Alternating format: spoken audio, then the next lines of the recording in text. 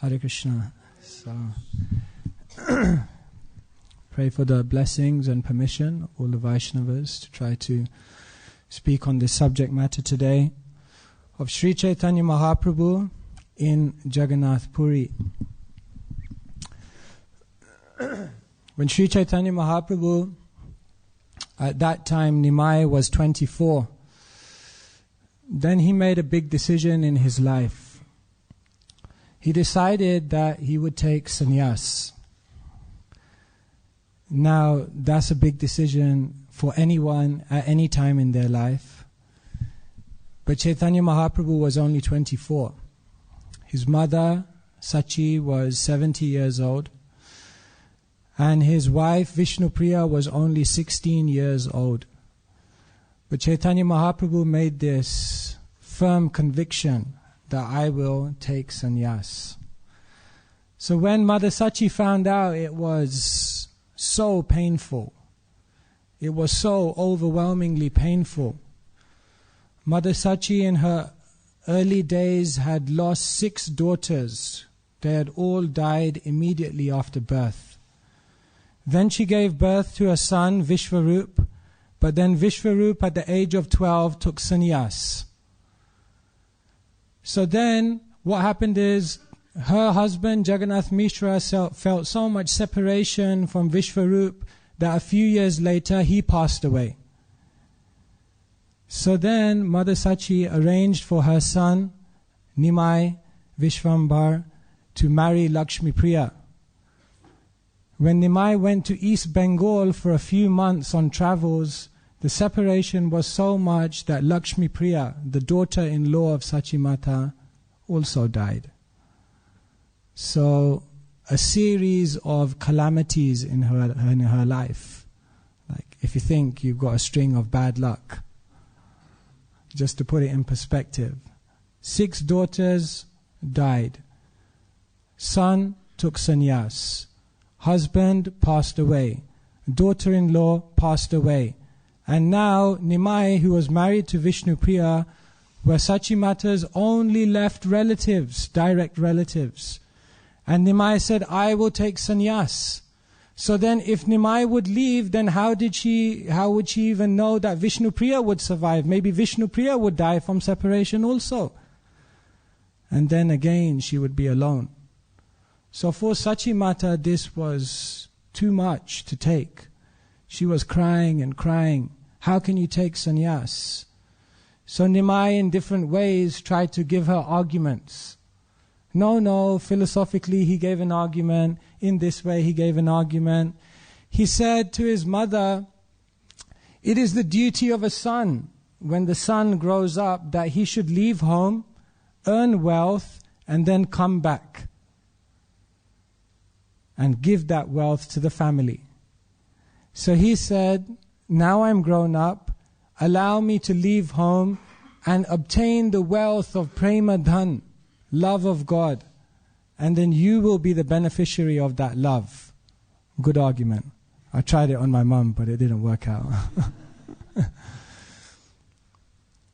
In this way, although Sachi Mata was not convinced, Nimai was convinced. So at the age of 24, he left Navadvip and he made the journey with a few associates and they traveled to Katwa. And in Katwa, Keshav Bharati awarded Nimai the order of sannyas, and Nimai became known as Shri Krishna Chaitanya. With his danda, shaved head, it was too much for the associates. Nityananda Prabhu, everyone was there. Although it was so painful for them, they were also thinking of Sachi Mata and the residents of Navadvip, that how much separation they must be feeling. We're here with Nimai, he's taken sannyas and even is breaking our hearts, we're here with him. Imagine for them, they're so much separated, they don't even have that close association. Imagine how painful it must be for them. So then Nityananda Prabhu said, I have to do something to allay their suffering.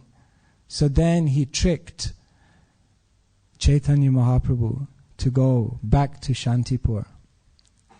Mahaprabhu said, I want to go to Vrindavan, and in his ecstasy, he had lost external consciousness. Nityananda Prabhu said, I'll take you to Vrindavan, and took advantages of Mahaprabhu's ecstasy and misguided him to go to Shantipur. So now Mahaprabhu, as the new sannyasi, arrived in Shantipur. All the devotees heard that Nimai has come back as a sannyasi, so thousands and thousands of devotees came there, and for 10 days they had a festival of ecstatic chanting and dancing. Nimai was falling down on the ground in ecstasy, and there was an outpouring of emotion that was never seen before. Although for a sannyasi to see his mother after sannyas was strictly forbidden, Mahaprabhu had some compassion for the situation of Sachimata, so he allowed the devotees to bring Sachimata. So they brought Sachimata to the house of Advaita Acharya on a palanquin, and Sachimata came there. She was crying, naturally. She conversed a little bit with Chaitanya Mahaprabhu, and then she said, I have 2 requests. The first request I have is that while you are here in Shantipur, only I can cook for you. That's a typical request of a mum. Only I should be allowed to cook for you. So Mahaprabhu said, yes, of course. And then she said, my second request is that I know you will have to leave because you're a sannyasi, and a sannyasi cannot stay at home. So my request is that you make Jagannath Puri your headquarters. Vrindavan is too far, too much distance. I will not receive news of you. You must go to Jagannath Puri. Jagannath Puri is only 300 miles from Navadvip, and devotees from Navadvip are always visiting Nilachal Dham. So please make your headquarters Jagannath Puri. So like this, Mahaprabhu agreed. At the age of 24, he took sannyas, and on the request of Mother Sachi, he made Jagannath Puri his headquarters. Of course, there's a deeper reason why Mahaprabhu went to Jagannath Puri. That Sachimata requested him to go Jagannath Puri, that was only like an external reason. The deeper internal reason is that Mahaprabhu had come to this world to experience the deepest emotions of separation from Krishna. And Jagannath Puri is known as Viraha Kshetra. It's known as the holy dham which embodies separation.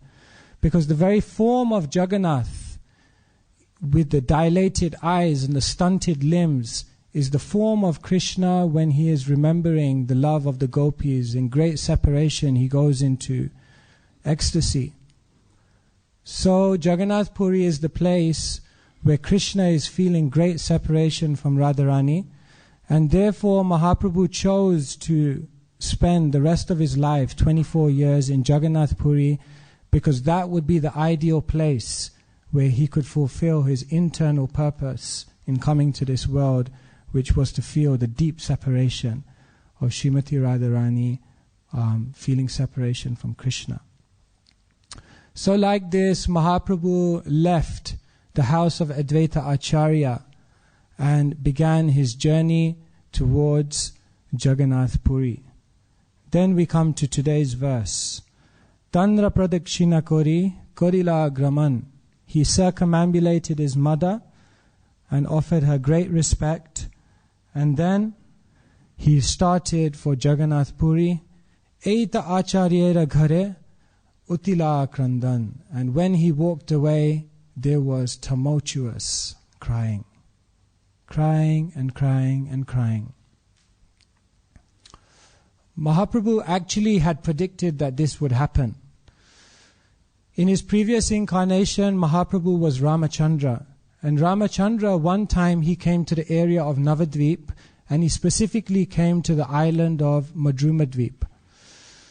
And there he was with Sita, and then one day, out of the blue, Ramachandra said to Sita, in my next incarnation, I will come, in my future incarnation, I will come in a golden form. And you will come, Sita, and your name will be Vishnupriya. And Kaushalya, she will also come, and her name will be Sachimata. And in that next incarnation that I will take sannyas. So he already predicted to her. So then she said to him, why? Why will you take sannyas? And then Ram said to her, I'll take sannyas because in this incarnation, we will enter both into the forest. And in this incarnation, when I'm Ram and you're Sita, I will come running in separation after your golden form. So in that next incarnation, I'll get my own back. I'll be in a golden form. I'll enter the forest, and you will come running after me, crying in separation. So therefore, Eita Acharyera Ghare Utila Krandan. There was tumultuous crying.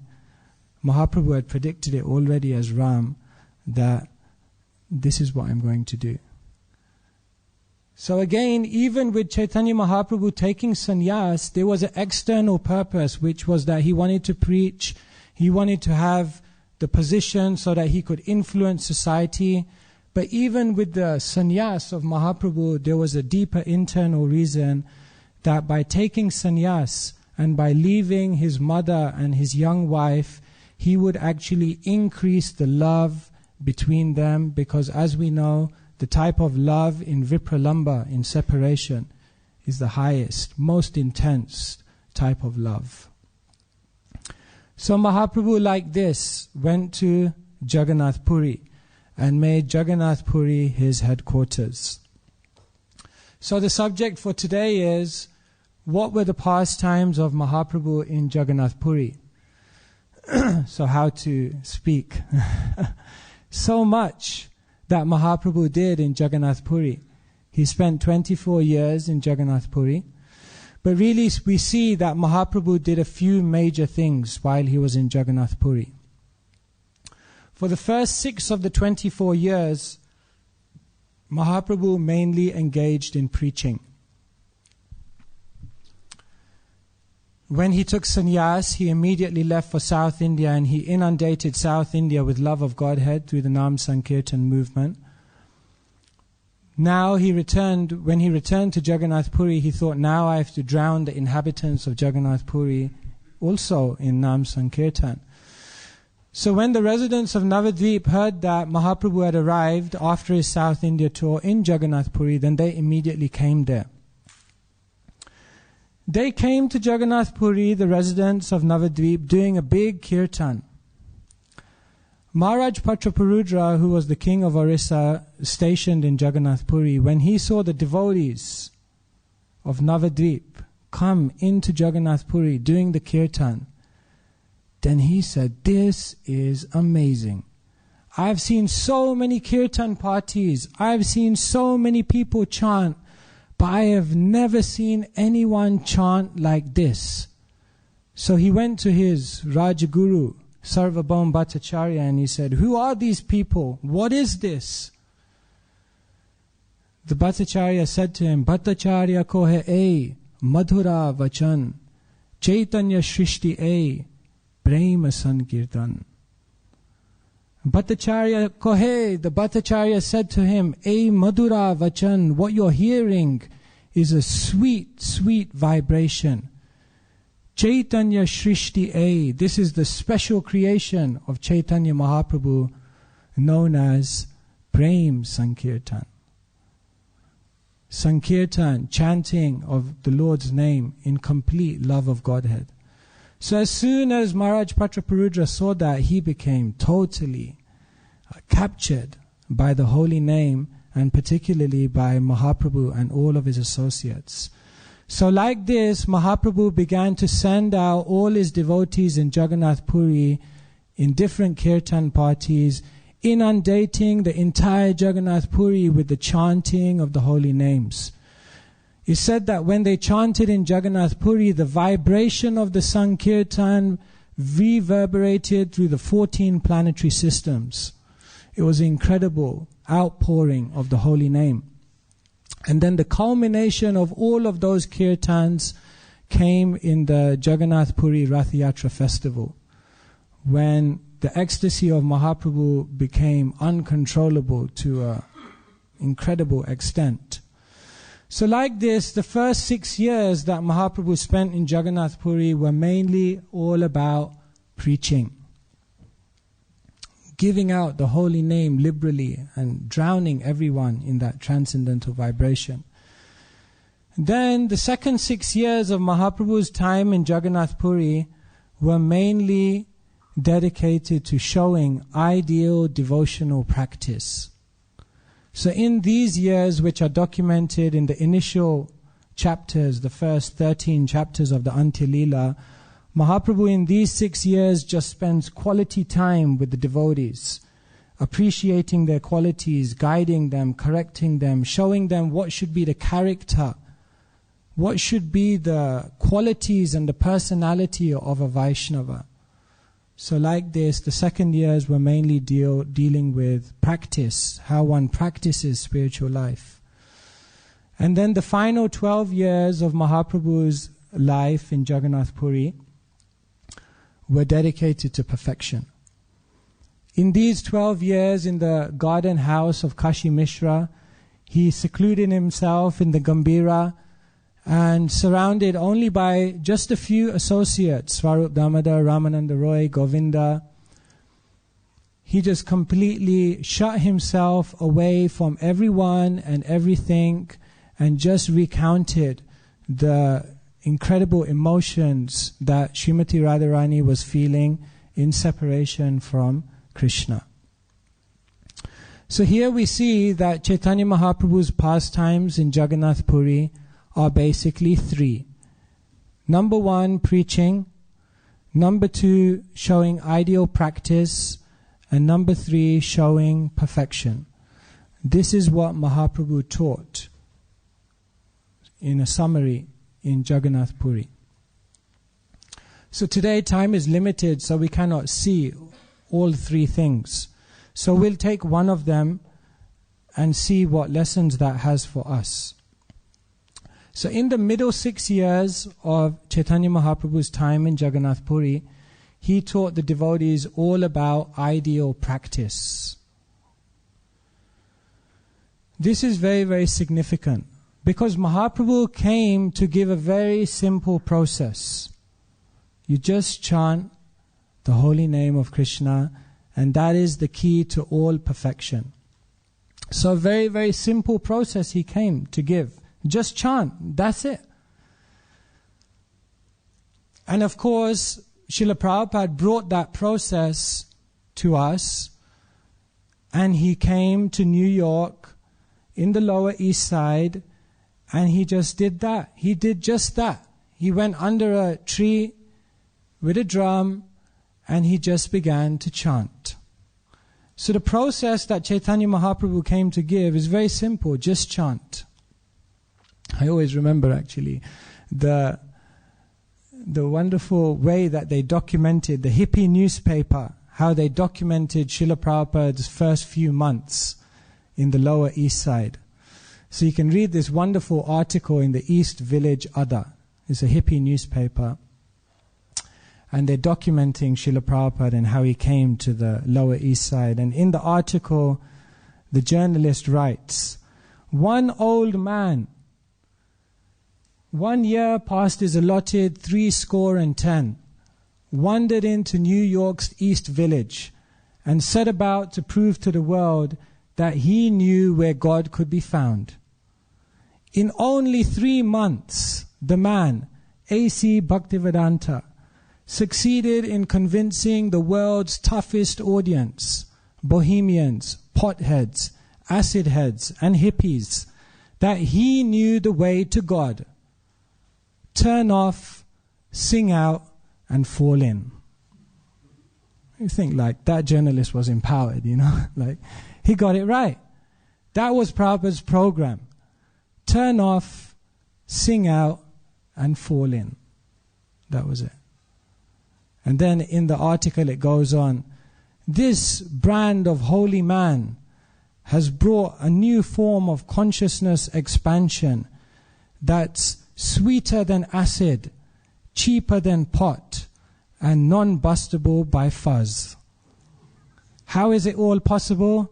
The Swami says, through Krishna. And then they took the article to Prabhupada. And Prabhupada, he read the article, he began laughing, and he said, he has explained very nicely in his own way. Prabhupada's program was just chant. But we see that Mahaprabhu gave the very easy process, just chant. But then what did he do? He spent so much time instructing and guiding the devotees on what the qualities of a Vaishnava should be. And the same with Srila Prabhupada. He chanted and he gave them the holy name, but then he guided all of his disciples and all of his followers to understand what should be the actual character of a Vaishnava. You see, because Krishnadas Kaviraj Goswami says in the CC, Bahu janma kare jadi shravana kirtan tabuta napaya Krishna pade prema dhan. That Bahu janma kare jadi, you can chant, you can do shravan and kirtan for thousands of lifetimes. Tabuta napaya Krishna pade prema dhan. But if you don't have the right qualities, if you don't have the right character, if you don't free yourself from offensive mentality, tabuta napaya Krishna pade prema dhan, you will never get love of Godhead. So therefore, so much of an emphasis of Mahaprabhu's teachings was based on developing the character of a Vaishnava. Because when we have the right character and qualities, then the holy name becomes very, very powerful in our lives. And so, if we study what is the characteristics of someone who is very advanced in devotional life, then it becomes very revealing in our own life. In the Bhakti Rasamrit Sindhu, Rupa Goswami gives an exhaustive explanation of the qualities of someone on the level of bhava. Kshantir vyarthakalatvam viraktir manashunyata ashabandha samutkantha namagane sadaruchi ashaktistad gunakhyane pritishtad vashitishtale ityadayon bhavasyor bhavajatan kure jane. He said that there are certain symptoms by which someone who is on the level of bhava can be known. And Srila Prabhupada quoted these qualities many, many times. And to his disciples he said that one should see in their life how much I am developing these qualities. Jai Shri Radha Gokulananda ki jai. Sitaram Lakshman Hanuman ki jai. Although these are the qualities of someone on the level of bhava, Srila Prabhupada said you should see how much you're developing these qualities in your own life. Listen to each of these qualities and think, 5 years ago compared to now, have I increased in these qualities? And then we will get some understanding of where we are progressing in spiritual life. So when Mahaprabhu was in Jagannath Puri in these middle 6 years, he showed how all of these qualities were manifest within his close associates. And therefore, when we study the first 13 chapters of the Antya-lila, we can get so much inspiration of how to actually develop these qualities. So what are those qualities? The first quality mentioned is kshantir. Shantir means forgiveness. Sometimes it also is translated as tolerance. As one advances in Vaishnava life, then the tolerance should increase.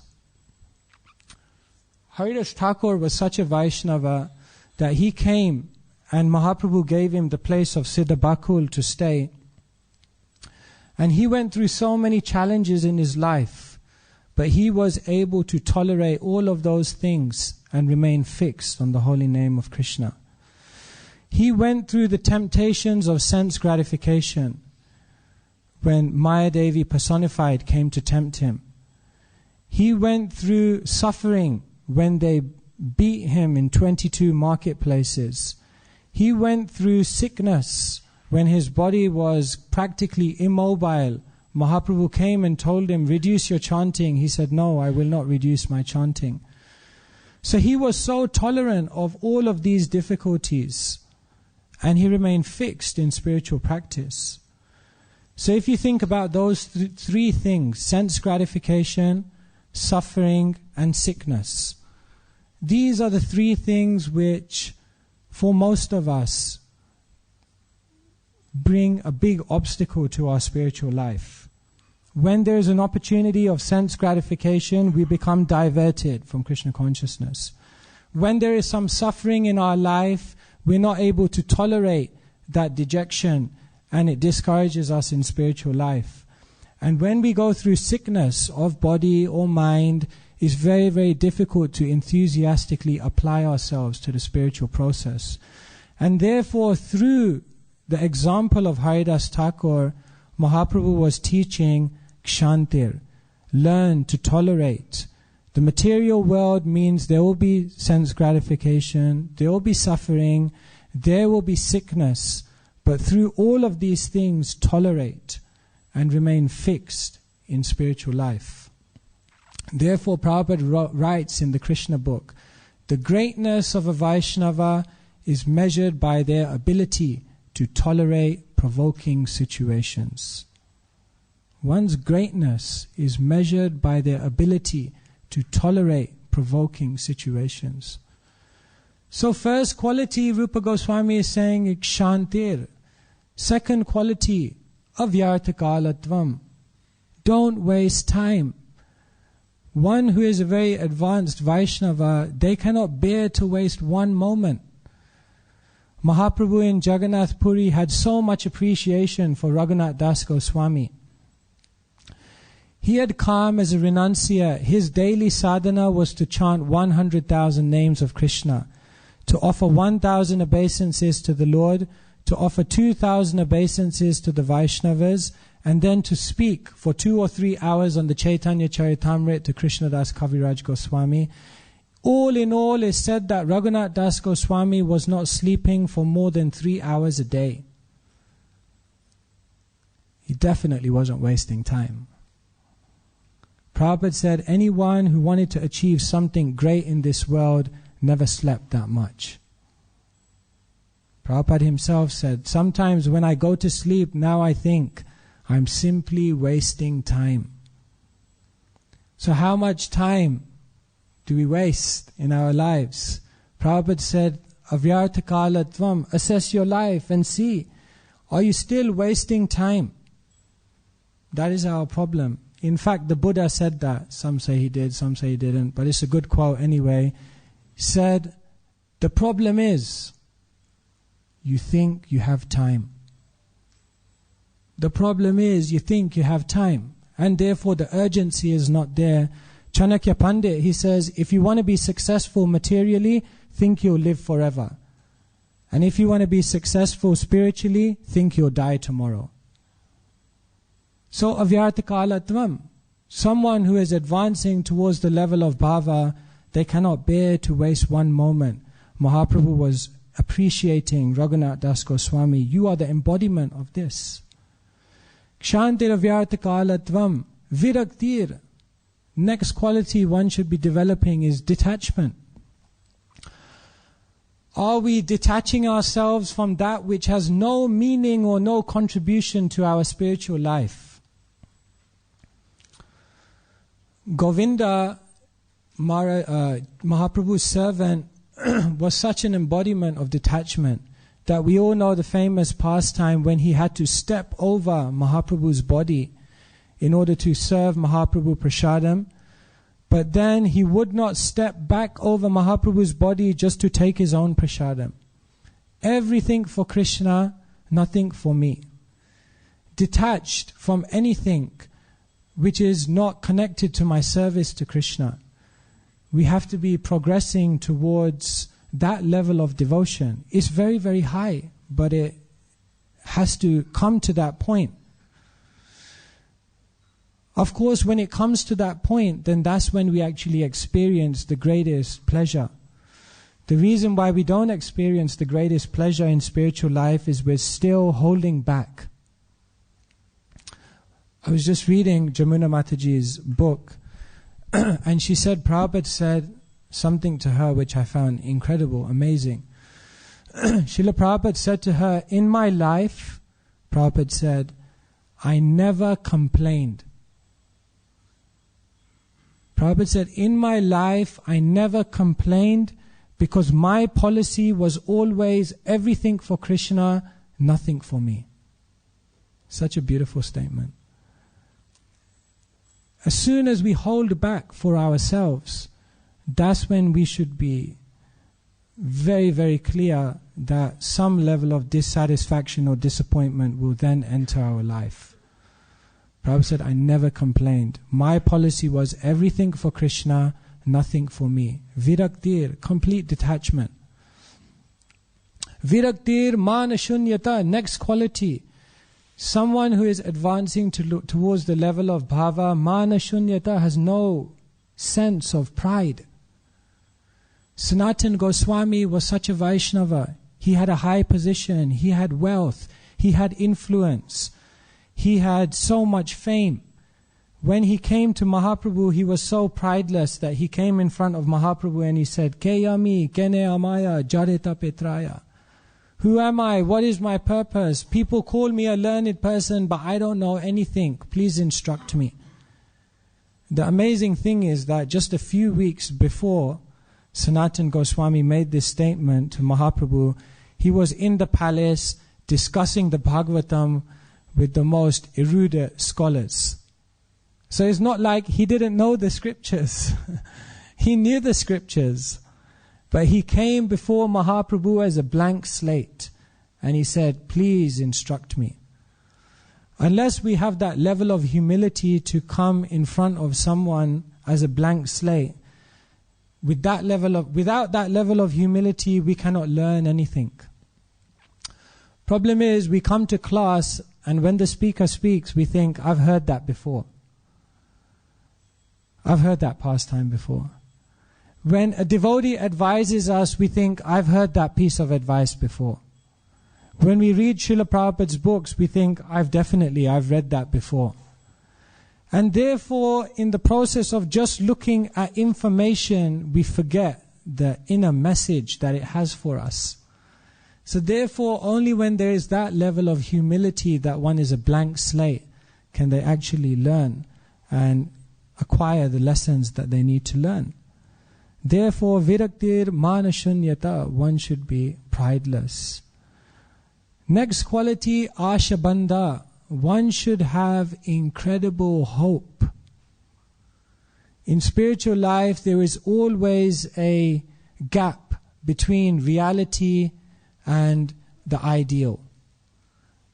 But a Vaishnava always has great hope that through the process I will make it to where I want to go. So we see, for example, you take the example of Pradyumna Brahmachari. When Mahaprabhu left Jagannath Puri, he promised to the residents of Bengal that I'll come back soon. 1 year passed, no sign. 2 years passed, no sign. 3 years passed, no sign. No sign of Mahaprabhu. The residents of Bengal were saying, Mahaprabhu said he'll come back, but there's no sign. Pradyumna Brahmachari said, I will call Mahaprabhu here. They said, how is it possible? He says, I have an incredible hope that through our devotion, Mahaprabhu will appear. So then what did Pradyumna Brahmachari do in Bengal? He went out into the market and he got all the best ingredients and then he cooked an amazing feast. And then he put 3 plates out and he made 3 plates for Chaitanya Mahaprabhu, like that. And then in his mind, he began to meditate and call Chaitanya Mahaprabhu to Bengal. And due to the strength of his manasa seva, his devotion, and his great hope that Mahaprabhu will not fail to reciprocate with his devotees, Mahaprabhu in fact appeared there. Great hope. So we should have hope. In our lives, we come to the point sometimes where we lose hope. Think like, I've tried, it's not working, maybe I should just give up.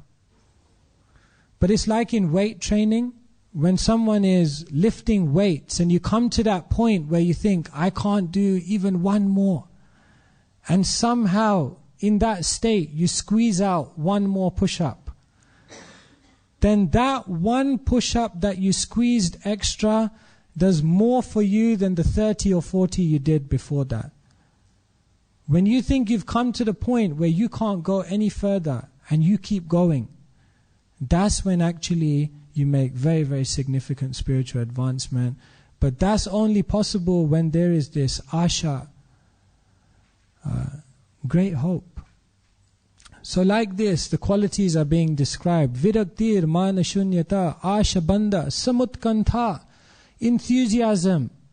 How much are we increasing in enthusiasm? In Jagannath Puri, Mahaprabhu was appreciating the devotees so much for their enthusiasm. One day Mahaprabhu went to the temple of Jagannath Puri. Standing at the Garuda Stamba, he was taking the darshan of Jagannath. And while seeing Jagannath, he was seeing Krishna with the flute. And he went into total ecstasy, seeing Jagannath as Krishna. And in his ecstasy, one Orison lady came running into the temple. And she jumped on Mahaprabhu. And off Mahaprabhu's shoulders, she jumped onto the Garuda Stamba just to get the best vantage point to have darshan of the deities. And when Govinda saw that, he said, Aparad, Aparad, how can you do such a thing? First you step on Mahaprabhu and then you step on the Garuda Stamba. Mahaprabhu immediately came back to external consciousness and he said, Govinda, what are you talking about? You be quiet. This is amazing. For someone to have that level of enthusiasm, that level of inspiration and desire to see Jagannath, there is an amazing lesson to be learned. So we have to develop that kind of enthusiasm, that greed. One time Prabhupada was on a morning walk and they gave Prabhupada some breadcrumbs to feed. So then the ducks came and then Prabhupada was giving to only one duck, and the duck was just taking the mercy. And then the devotee asked, there's so many ducks there, but why are you giving to this duck? Prabhupada said, because he is quacking the loudest. He is greedy. So one who's greedy, they get the mercy. So where is the enthusiasm? If there is enthusiasm to take advantage of all the spiritual wealth that we're surrounded by, then we get the mercy. So like this, through the associates of Mahaprabhu in Jagannath Puri, Mahaprabhu was teaching how these qualities of bhava, there's more qualities, we're running out of time, but Mahaprabhu was teaching how these qualities have to manifest within our character. When our chanting and when our service is tempered with this kind of character, then the spiritual practice becomes very, very powerful. So we may read these pastimes of the great devotees who are with Mahaprabhu and think, that's too far, that's too high. I don't know whether I'll ever be able to reach such a level. But that is Prabhupada's gift to us. One devotee came to Srila Prabhupada and he said, I've been studying the 12 Mahajans and I've concluded for sure that you are the 13th Mahajan. Prabhupada said, very good, now you become the 14th Mahajan. When one devotee, he tried to cover up his shortcomings by saying, no, Prabhupada, I know what you're saying, but I'm not a pure devotee. Prabhupada said, why are you not a pure devotee? So Prabhupada's challenge to the whole world and Prabhupada's challenge to us is to become Vaishnavas of saintly character. A Vaishnava is not just characterized by what they do, but who they are as an individual. That is really Prabhupada in Antya Leela of the Chaitanya Charitamrita. Mahaprabhu meets Sanatana Goswami and he says, your character is the ornament of a Vaishnava.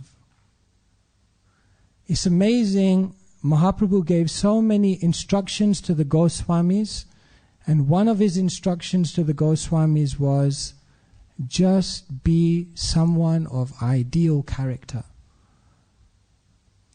So, the Chaitanya Charitamrita is such a wonderful literature because it gives us all the information of how to become Vaishnavas of ideal character. Krishnadas Kaviraj Goswami says, Chaitanya Charitamrita Nitya Karapan, Jaha hoite Premananda Bhakti Tattva Gyan. He says, Chaitanya Charitamrita Nitya Karapan, every single day read the Chaitanya Charitamrita. Why? Jaha hoite Premananda, you will experience great happiness just by reading these pastimes. And side by side, Bhakti Tattva Gyan. You will have all the knowledge of what it means to be a devotee. So today what I just tried to sketch was in the middle years of Mahaprabhu's life, how he had so many interactions with different devotees where he showed what the ideal character of a Vaishnava should be. So I just said the pastimes very, very quickly. But if we say, take some time to read these first 13 chapters of the Antya Leela, where Mahaprabhu is having these exchanges with devotees, and we take some time to read even a few verses and think very deeply about what this means, we will enter into a treasure house of devotional understanding. It's like you can read the pastime of Haridas Thakur and memorize all the facts. Yes, Haridas Thakur was beaten in 22 marketplaces. These were the names of the characters involved. This is where it took place. And that's very nice. But just to read one verse and to deeply think, what does it mean to be beaten in 22 marketplaces and not retaliate? It's like when you're on the street and you get one negative comment from someone. That cuts your heart. Someone who was beaten in 22 marketplaces, not only did he not retaliate, but he only felt, how can these people be benefited? It's incredible. So if we just take some time to read slowly and just think deeply, what is the lesson here? Then we will gain a wealth of understanding in Bhakti Tattva, and that is the special gift of the Chaitanya Charitamrita. Time has gone over, so I'll finish there. If there's any questions or comments or corrections, then I'm happy to take, if there is.